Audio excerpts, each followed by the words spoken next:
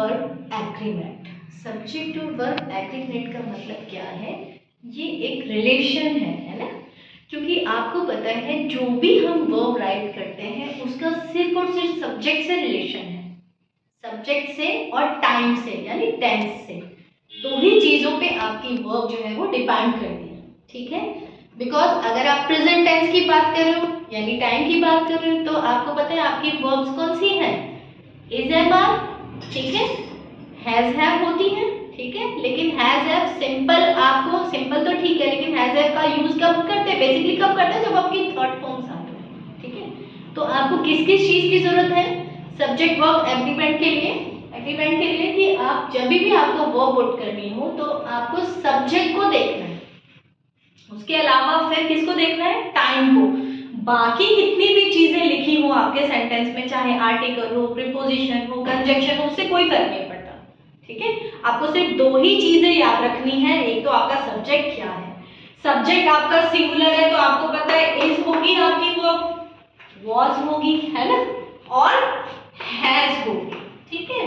ये आपकी आई के साथ क्या क्या यूज कर रहे हैं? आपको एम यूज कर रहे हैं। अब ये भूलना नहीं है, many times I have repeated, है ना।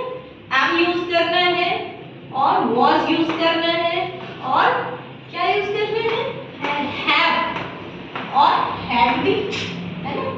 had तो यहाँ भी आ रहा है सिंगुलर के साथ में, इसी तरह से प्लूरल के साथ में क्या हो जाएगा? are हो जाएगा, were हो जाएगा, have हो जाएगा, had। ये ध्यान रखना। अब नाम देखो, और आपको ये भी चीज आपको क्लियर कर चुके हैं कि अगर कोई भी टेंस आपको नहीं शो हो रहा, पास्ट का नहीं शो हो रहा, फ्यूचर का नहीं हो रहा, तो आप प्रेजेंट टेंस में जाएंगे, ठीक है।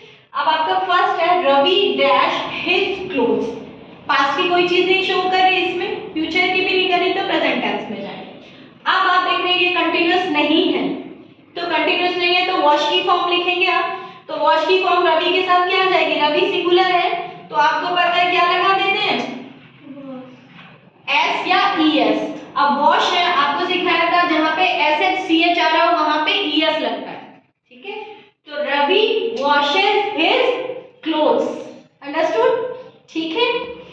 Boys dash to play games, love है। और ये आपका सब्जेक्ट क्या? यहाँ पे आपको कोई टेंस का गैस नहीं हो रहा है तो आप प्रेजेंट टेंस की तरफ ही जाएंगे।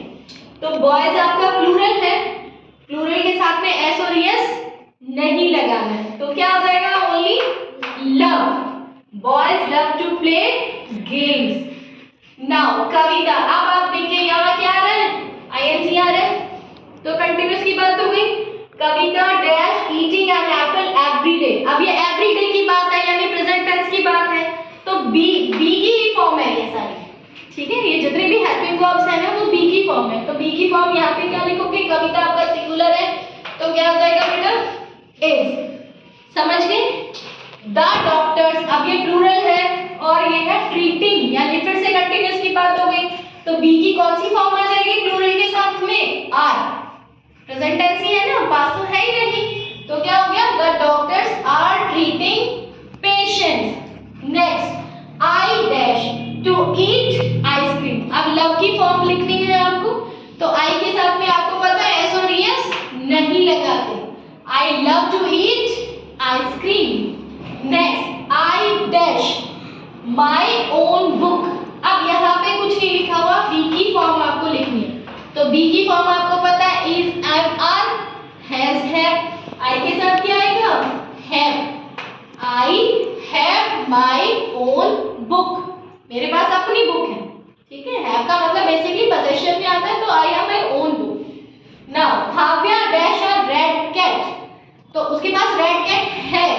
आपको कल सिखाया था ना कि आपके पास अगर कोई भी यहाँ पे डूअर नहीं है, भाव्या कोई एक्शन नहीं कर रहा, तो क्या लगाओगे? हेल्पिंग वर्ब्स में से कुछ लगाना, तो इज एम आर होगा नहीं, भाव्या रेड कैट तो हो नहीं सकती, तो भाव्या हैज, हैज का मतलब पोजीशन। भाव्या इज मत लिख देना, Bhavya is a red cat, कोई कैट का नाम भाव्या नहीं रखेगा, उसका मतलब हो जाएगा भाव्या एक रेड कैट है, समझ गए?